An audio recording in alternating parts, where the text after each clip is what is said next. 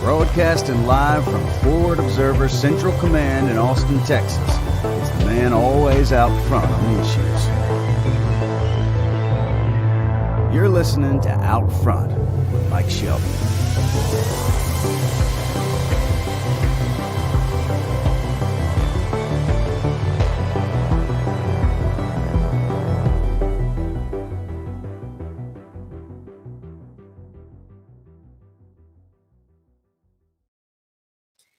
Hello and good afternoon. Welcome to Out Front. I'm your host, Mike Shelby.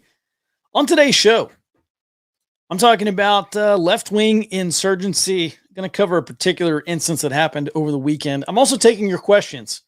Today, I only want to talk about insurgency, so hit me with your best questions on the topic.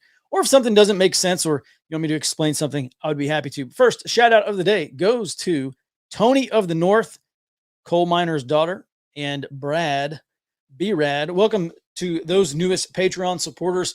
If you think my work is improving your preparedness, if you're learning something day to day on this show, and you want to support the show, you can do that over at patreon.com/outfront. I'm also checking messages every day. If you send me a message, I'm going to see it and I'm going to reply. I want to start off today with this story from last Saturday night in Wisconsin. The headline reads, Wisconsin pro-life group's headquarters set ablaze in apparent arson attack, police say.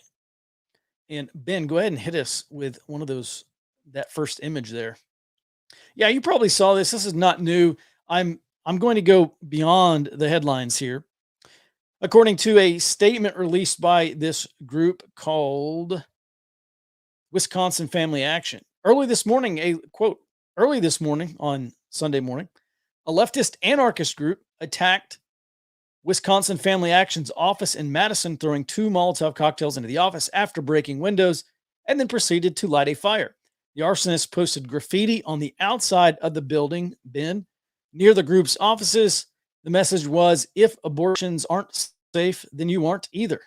There you can see that. Now, the people at what is this? Wisconsin Family Action. They're a pro-life group. I actually think they may be a Catholic group. And they just said that if the intentions were to scare them away or to intimidate them, then they said this attack only hardens our resolve to keep going and push back, et cetera, et cetera. Well, apparently there's a group, and I'm sure you've seen this by now. There's a group called Jane's Revenge, who has allegedly taken, if they exist and if they are responsible, they're allegedly taking responsibility for it. Sounds like a high school emo band, Jane's Revenge. Assuming this group is real and they are in fact responsible, they released a communique, and this is not new either, but I want to share it with you here. Ben, go ahead and hit us with that thing. All right, this is what they had to say. This is not a declaration of war. Quote, this is a quote, by the way. War has been upon us for decades, a war which we did not want and did not provoke, Too long have we been attacked for asking for basic medical care. Too long have we been shot, bombed, and forced into childbirth without consent. They continue. This was only a warning. Yeah, try to read that. This is only a warning, they say.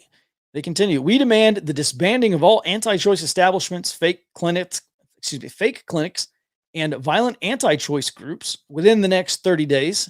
This is not a mere difference of opinion, as some have framed it. We are literally fighting for our lives. We will not sit still while we are killed and forced into servitude. By the way, I'm just reading off this for those of you who are listening to the podcast version. They continue, quote, we have run thin on patience and mercy for those who seek to strip us of what little autonomy we have left. As you continue to bomb clinics and assassinate doctors with impunity, so too shall we adopt increasingly extreme tactics to maintain freedom over our bodies. They continue still. We are forced to adopt a minimum military requirement for a political struggle. Ooh, this is exactly what I want to talk about on today's show. They continue, again, this was only a warning. Next time, the infrastructure of the enslavers will not survive. Medical imperialism will not face a passive enemy. Wisconsin is the first flashpoint, but we are all over the U.S., and we will issue no further warnings, and we will not stop. We will not back down, nor will we hesitate to strike until the inalienable right to manage our own health is returned to us. We are not one group, but many. We are in your city. We're in your city. We are in every city. Your repression only strengthens our accompliceship and resolve. End quote. Jane's revenge. That's quite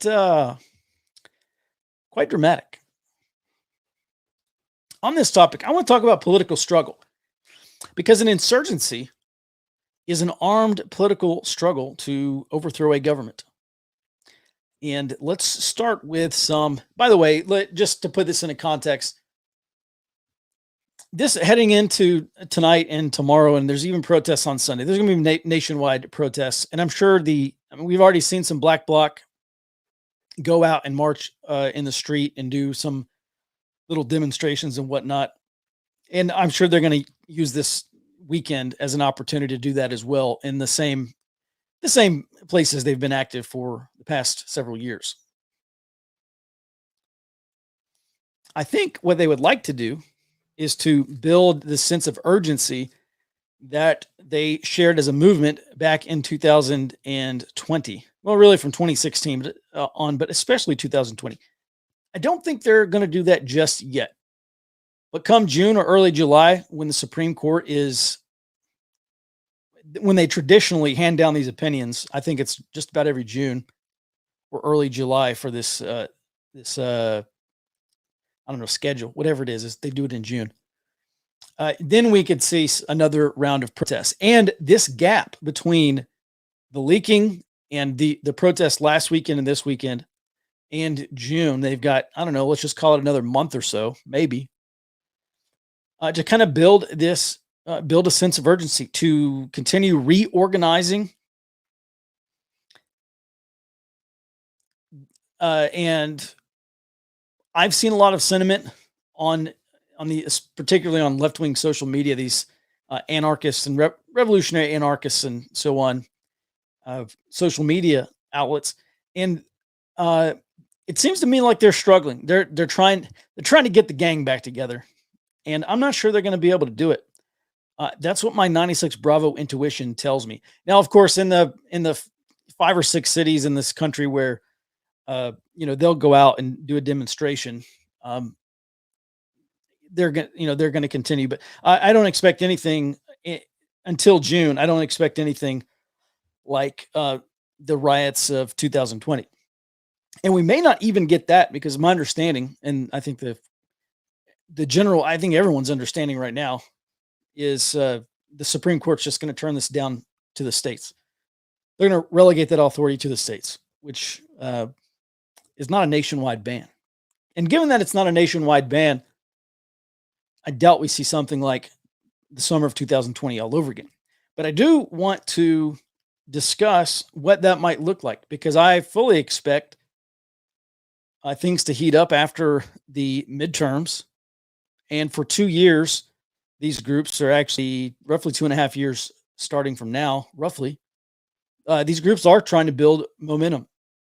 And if we have going into the 2024 election, if there's a Republican who is, I don't know, anything to the right of Lindsey Graham, he's going to be, or maybe she is going to be labeled as a fascist.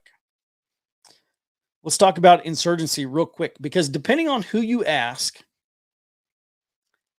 insurgency occurs in phases. And there's anywhere between 3 to 5 phases, but they all follow roughly the same trajectory here. GOP had 5 phases. Mao, I think, had 4 phases. The army, I think, uses, or the defense, the army's understanding of insurgency, I think, is broken down into three phases. But let's go ahead and talk about them for a while. The first phase of insurgency is organization. And if you're familiar with the Army terms, Army Special Operations, Unconventional Warfare Doctrine, then you will know this as latent and incipient phase of an insurgency. And it's here that networks are forming and cadre is identified and communications are built. Okay, all of the, if we look at insurgency like an iceberg, the guns part, the guns and bombs part is the most readily apparent phase here. But there's a lot of stuff that happens subsurface, and it's difficult to observe. And we're looking for indicators. An indicator is an observable or potentially observable clue. And it's difficult to find these indicators, which is why so often the latent and incipient phase, or the organizational phase of insurgency, occurs with authorities or with the government rarely noticing things. And then by the time violence breaks out, it's too late. If you want to roll back an insurgency, the best thing to do is to catch it in this organizational phase. One of the things that I stress on this show every day is to do your area study, figure out what extremist groups, what far left or far right extremist groups, who they are and what they're doing in your area. Once you understand they're there, and once you start to understand once you understand more about terrorism or insurgency or popular revolution or revolution or whatever, armed revolution, once you start to understand more about that, then you can start looking for indicators. And then you can start looking at these groups and saying, oh, they're doing this. Interesting. I know what that is. That's a part of the organizing phase of insurgency, especially for these groups who have already expressed their revolutionary zeal, which is why I'm talking about this today. The first phase is organizing. They're building the infrastructure required, and which includes popular support, to move into the second phase of insurgency. Now, I think a couple of days ago, maybe last week, talked about Samuel Griffith. He was a Marine major general, and he did a lot of research. He did a lot of work on communist insurgencies, and what he found is that once a revolutionary group or an insurgent group has 15 to 25% of the support from the surrounding area, 15 to 25% popular support, they can typically sustain themselves. Because when we talk about popular support, we're talking about things like food and water, talking about medicine and medical care, mobility and transportation, intelligence is a big one, safe houses. The guerrilla or insurgent organization gets all of that information from these people. And Mao, and again, we're just hitting the basics here, but Mao talked about guerrillas living among the populace like fish swim through the water. And for a long time in Iraq and Afghanistan, we were trying to catch all the fish. Okay, we were trying to catch all the insurgents. Well, we spent a lot of time trying to identify these insurgents, which is another reason why the far left really likes to use anonymity and hide their identity. Because once you know who someone is and what they look like, they're a lot easier to find in the community. They're a lot easier to find. The fish is easier to catch once you know what it looks like. And for a long time in Iraq and Afghanistan, for the entirety that I was there, and I spent I don't know, over almost 3.5 years in Iraq and Afghanistan doing this. Once you identify them, they become easier to catch. It's very difficult to target a nameless, faceless actor or nameless, faceless insurgent or guerrilla.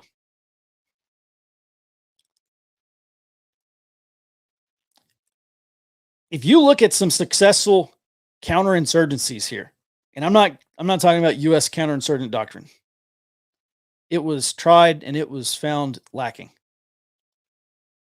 If you look at what happened, what the British did in Malaya and what the French did in Algeria and what the French did in Indochina, some of the most successful tactics were not trying to catch the fish. They were siphoning off the water, leaving the fish there on their own. They siphoned off the water. The things that they did included mass forced relocation, relocating tens of thousands, hundreds of thousands in some cases, hundreds of thousands of people. The British did this especially. They said, "You're moving, we're going to give you money. We're going to pay for your hut or pay for your land, and we're going to move you over here to a settlement that we're building for everyone, and we're going to relocate you." Because one of the things, man, I'm really getting off on a tangent here, but one of the things that allowed the British and French to do is starve these guerrillas of support. Guerrillas must need popular support to survive. If there are no people around to provide that support, the guerrillas are left on their own. And guerrillas cannot do everything on their own. They cannot forage, they cannot cook, they cannot get food, they can't get clean water, they can't develop their own intelligence, they can't provide their own transportation and logistics, they can't provide their own medical care, they can't provide their own field hospital. Because remember, guerrillas are only like maybe 10 to 20% of an overall insurgency or overall guerrilla movement. And so what the British and French did is they simply removed everybody and they said, "All right, guerrillas, great, starve to death in the jungle because you can't do it all yourself." And the French and British created no-go zones. They basically said, "Look, if you're in this area, we've removed all the civilians from this area. If you're in this area, we're just going to assume that you're a guerrilla and we're going to shoot and kill you." And from an operational perspective, I'm not getting into the human rights perspective here, but I'm just saying from an operational perspective, that worked very well for the French and for the British. As a matter of fact, what it allowed the British to do in Malaya is once they removed all these villages from an area, they sent in hunter-killer teams into the area, and they laid ambushes for the communist rebels, communist guerrillas in Malaya. And they absolutely nailed them to the wall because they knew there were no civilians in the area, so they didn't have restrictive ROE. There were, you didn't have restrictive rules of engagement. It's like, oh, there's some 3 or 5, 10 dudes over 20 dudes over there. We know they're not civilians. Light them up. And that became very, very difficult for those guerrillas because all of a sudden they had no populace to hide behind. They couldn't blend into villages because the villages were empty. So, very interesting case there, but I kind of digress. But the first phase of insurgency here is organization.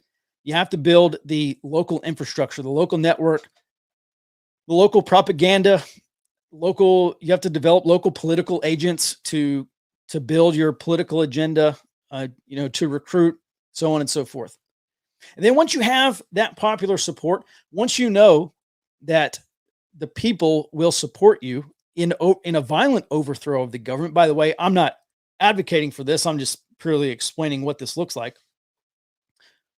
Then, again, depending on who you ask, you move to the next phase. And depending on who you ask, that might be terrorism or guerrilla warfare.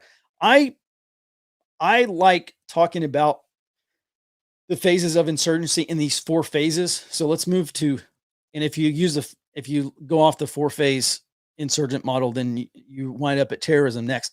And terrorism is designed to sap the will, to break the will of the people to resist and to break the capacity and legitimacy of the government.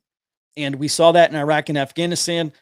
Not only was the government of Iraq or the government of Afghanistan, not only were they the enemy to Naqshbandi, Al-Qaeda in Iraq, Jaish al-Mahdi, whatever groups you're dealing with in Iraq, and of course the Taliban in Afghanistan. Not only were the governments the enemy, those groups were in a battle for legitimacy over who had the right to govern, who had the authority to be the government. And if you're the Taliban, you said, well, we're the government. We've got shadow governors, we've got judges. As a matter of fact, in a lot of districts, villagers, if they needed a dispute to be settled, they would not go to the Afghan government. They would go to their local Taliban judge. That's legitimacy. And anytime we're talking about the government here, the government is in a battle to convince the people that they are the legitimate authority, and the insurgents are in the same battle, this parallel war. You know, a lot of people think about insurgency like, oh, that's just the violent part of war. Well, yeah, that is. I mean, that's that's the shooting part of war. There's a parallel war, and that's the war for the support of the local populace. Because again, what do you get from the populace? You get all the support, including taxation, because the Taliban, that's another thing they relied on. Not only would they go to these villages and say, well, we demand one son from every family, they'd also say, well, you got to pay your taxes to the Taliban. So they got to get money and fund their own stuff as the government. So either way, you're paying one government or the other in many cases. Yeah, Chris says you can't apply this to U.S. citizens. Yeah, listen, I'm not advocating for this. I'm not saying that this is what needs to happen. I'm just telling you what's happened in the past. And listen, if the situation gets bad enough, listen, regardless of what happens in 24 or 28, I do think the United States, the American government, is going to be authoritarian. And I don't know if that's going to be of the left wing or the right wing variety. But I'm very concerned. I think there's a very good chance that the government does become authoritarian. And at the point that they do, well, they can do whatever you want. I mean, they'll be able to do whatever they want or whatever the people allow them to get away with. So I think it's a little bit too, a little bit too early to say that the U.S. government can't do that, because there is a scenario by which they can, or a scenario by which they might. At any rate, terrorism, you strike at strategic or symbolic targets a lot of times, and you try to convince the people that the government cannot win. You try to wear down the will of the people to resist. And at some point, you wear down the will of the government to resist. Most insurgencies end in some kind of political concession. Colombia just learned this with their political negotiations to bring about the end of the insurgency from the FARC, the Revolutionary Armed Forces of Colombia. The FARC were given seats in the Colombian legislature as a condition of laying down their arms. Now, some rearmed, some after a while they got tired of the political fight, or they got tired of politics and they went back to being guerrillas. And those dudes have been getting thwacked. But the rest of them, they achieved they got political concessions from the government, and they said, okay, this is probably the best option, unless we want to keep fighting for another 20, 30, 40, 50 years, unless I want my grandkids to keep fighting this guerrilla campaign. Let's just get what we can get and get some peace here. And so that's how most insurgencies end. The terrorism phase is, again, to kind of set the precondition where maybe you can induce the government to give you political concessions prior to going through the rest of the phases. Otherwise, after terrorism, you go into the guerrilla warfare phase. And, these are the dudes up in the hills or the dudes in the inner city attacking police stations, attacking military checkpoints, attacking anything they can attack. Typically, they're very choosy, right? I mean, that's one of the big things about guerrilla. Let me rephrase this. A lot of people think guerrilla warfare is just hit and run tactics, right? Oh, just hit a place and run away. Well, that's kind of scraping the surface here. The guerrilla method of warfare is really, it's direct action. Don't take this the wrong way. It's more indirect. If you destroy weapons caches, or if you cut supply lines in a guerrilla conflict, and all those soldiers out there who are looking for guerrillas run out of ammunition, That's guerrilla warfare. Guerrilla warfare, you're attacking the lines of support. You're attacking the support. So because you're not going to, in a lot of cases, you are not going to fight a conventional war against a conventional force, because that conventional force is very good at what they do typically. Also, typically insurgent groups, guerrillas have they are very weak compared to governments and compared to their militaries. They don't have the funding, they don't have the technology, they don't have the equipment. Most cases, they don't have the manpower to go and fight a conventional war, which is why they choose irregular methods of warfare, unconventional methods of warfare. But in guerrilla war, you're trying to. I'll just briefly describe both sides here. In guerrilla warfare, you're trying to drive out the government from an area, and you're trying to consolidate power in an area, and then you want to, like the communists did in Algeria, Indochina, Vietnam, lots of other places. Once you build a kind of a strategic base where your guerrilla or insurgent movement is very strong, you try to export that to the next village or the next town or to the next district or to the next province. And you do the same thing. And eventually you try to drive the government out of that area. And you build a larger and larger area where the people support your revolution. And if you're the government, you're trying to run the guerrillas out of an area.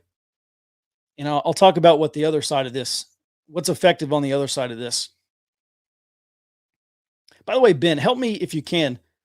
Please put questions and good comments into our chat here, and I'll address them. And then once a guerrilla movement or an insurgency has gained enough area, well, now they've got to guard it. And Mao called this mobile warfare. This is the conventional phase. This is when guerrillas try to consolidate.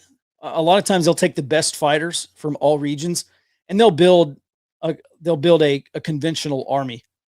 And once this conventional army of revolutionaries is larger than the remaining army, because remember, if you're a guerrilla, not only are you trying to sap the will of them to fight, of the government to fight or the military to fight, you're also trying to drive defections.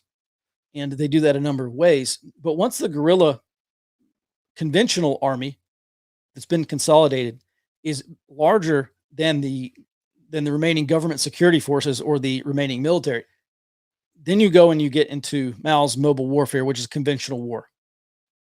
But you can't do that until you greatly diminish the capacity and the will to fight by the government or the military here.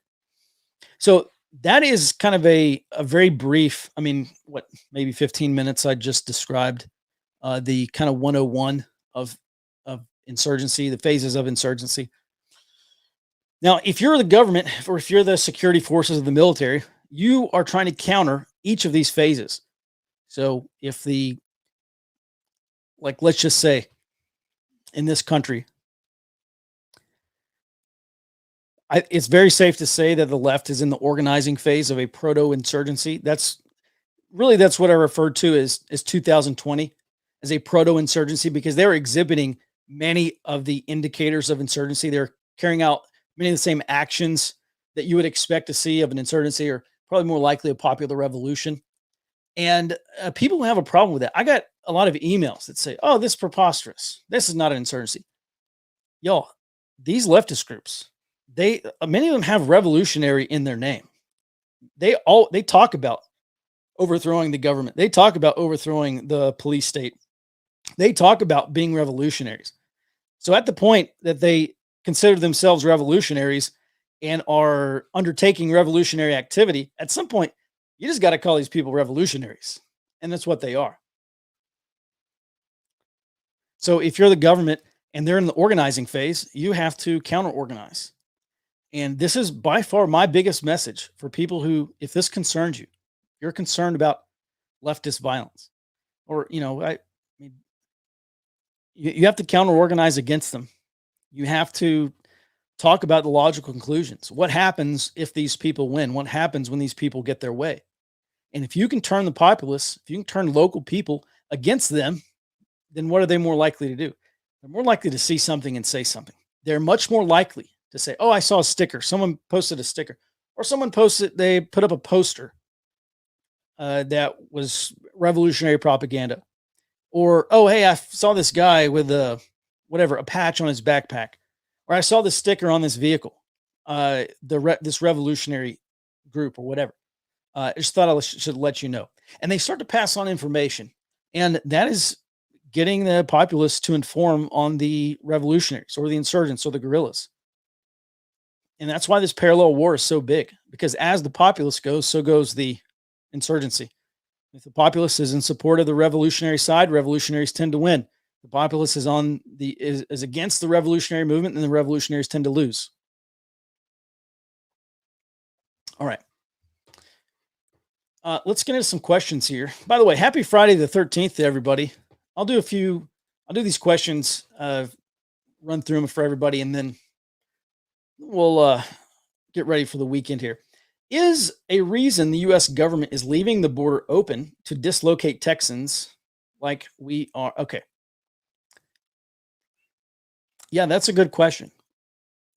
One reason why I think they're leaving the border open, and I say open, and a lot of the catch and release stuff that continues to happen.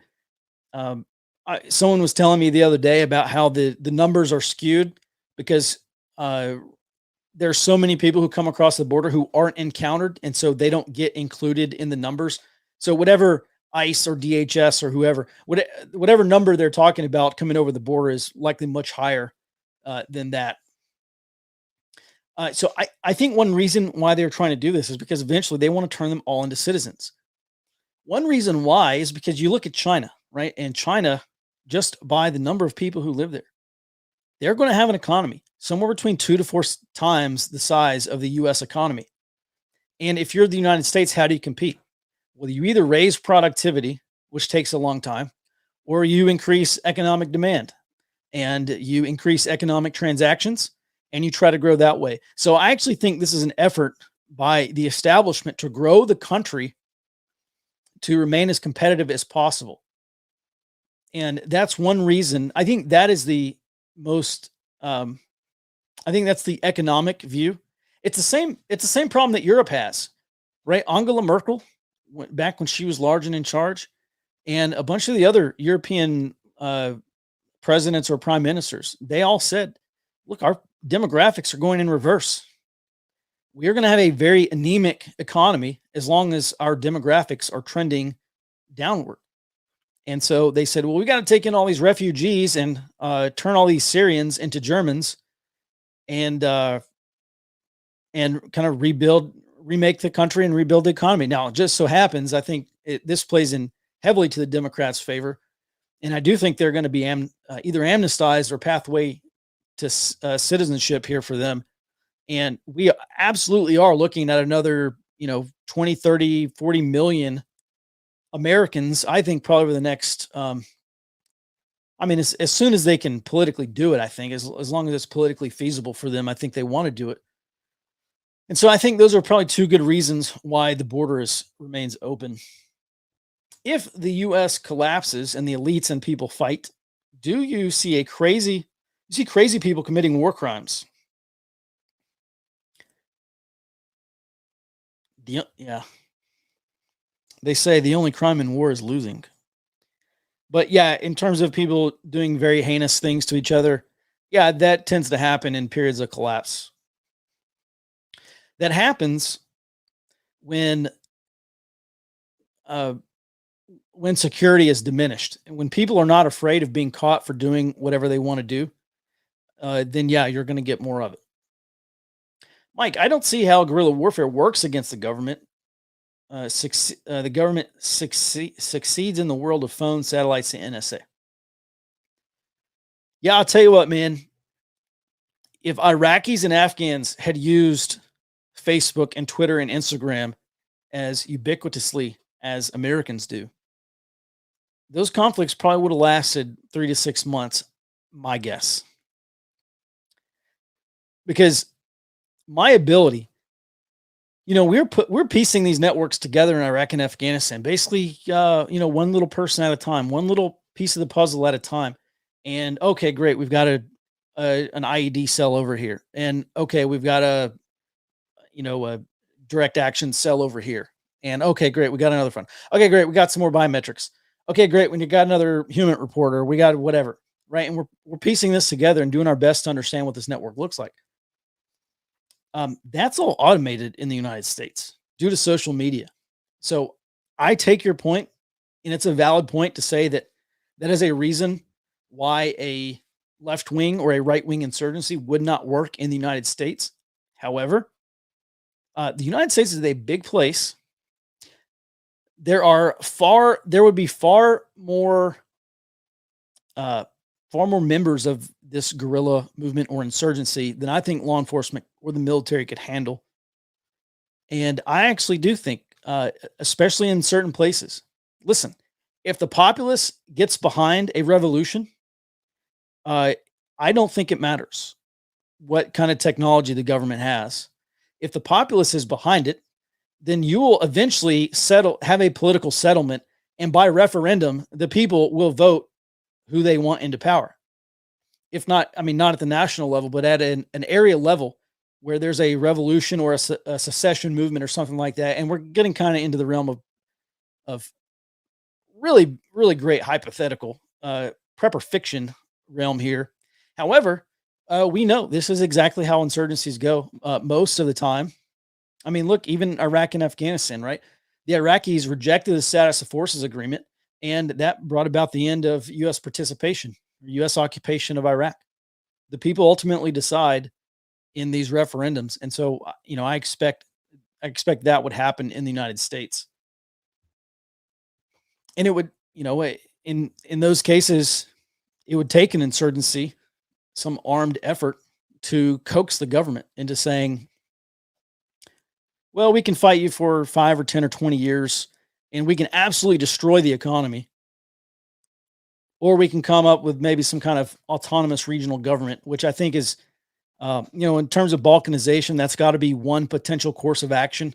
Like Kurdistan in Iraq has an autonomous regional government. They are part of Iraq, but they have their own government. Maybe that's how the United States balkanizes. All right, do you see a catalyst event that will separate the far left from the Democrat Party? Is that ship already sailed?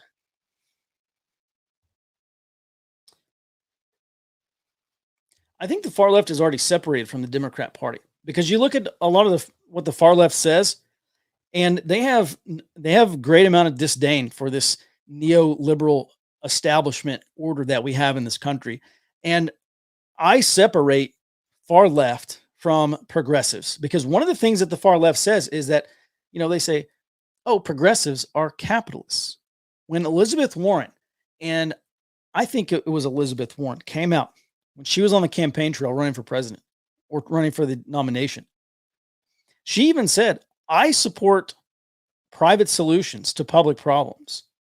She said she's a supporter of capitalism. That is not a far left revolutionary ideal. So I look at the far left, and they don't want anything to do with Elizabeth Warren. She is even if she says she's not, the right says she's a socialist. If she supports private solutions to public problems, she's still a capitalist. And that's just not something that the far left really gets behind. So I think they are already separated. It seems most, conventional CI. When we say CI, we're talking about counterintelligence, but I guess in this context, by CI, you mean counterinsurgency. It seems most conventional counterinsurgency doctrine, e.g., by the way, we say COIN, basically counterinsurgency, COIN. For instance, Nagel's Learning to Eat Soup with a Knife focuses on two main actors, the insurgency and revolutionary movement and the counterinsurgency. Are there scenarios where there are more than two actors? Yes, absolutely. It seems the U.S. has multiple revolutionary groups, left and right. At a minimum, there could be a leftist revolutionary group and multiple counterinsurgencies.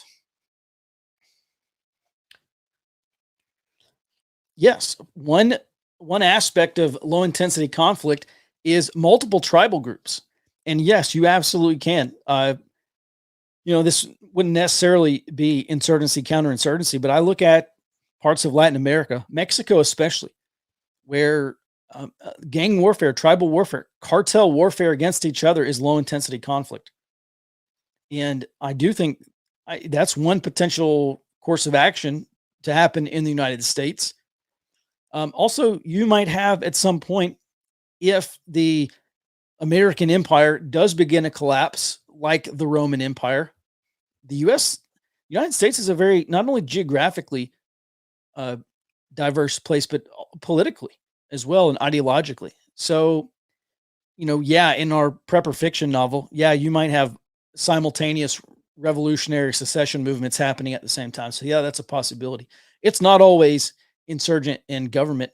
Sometimes there's a lot of opportunist groups as well. And then not only might you have an insurgent group, you might have splinter insurgent groups. Like look at Iraq, for instance. Okay, on the Sunni side of this Sunni Shia conflict, civil war, the Iraqi civil war, there was Naqshbandi, Al Qaeda in Iraq. I was not a Sunni guy for very long, so I'm not as well versed in the Sunnis.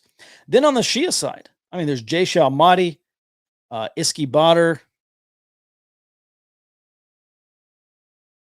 I'm sure there were other ones. In maybe 10 years ago, I could have remembered what they all were. But those are the two the most prominent groups over there. And yeah, they were fighting. Not only were they fighting against the government, they're also fighting. Not only were they fighting against the Iraqi police and the Iraqi army and the American army / coalition, they're also fighting against each other in a civil war, sectarian conflict, which is still low intensity conflict. Are you aware of any efforts or non-governmental organizations trying to assimilate these immigrants into Americans? This is a point that I've long tried to make. If you listen to NPR at some points of the year, you will hear about these groups trying to integrate immigrants into the communities in which they're relocated. And I've heard of basically Democrat organizations working with these charities to make sure that all these immigrants get signed up for the maximum amount of benefits or get signed up for whatever programs they can. And you can bet your bottom dollar that those immigrants know, or refugees know, that it's the Democrat Party who is helping them, giving them all this free stuff. And when those people become citizens, do they turn around and vote for Republicans? Probably not. So that has long been a gripe of mine.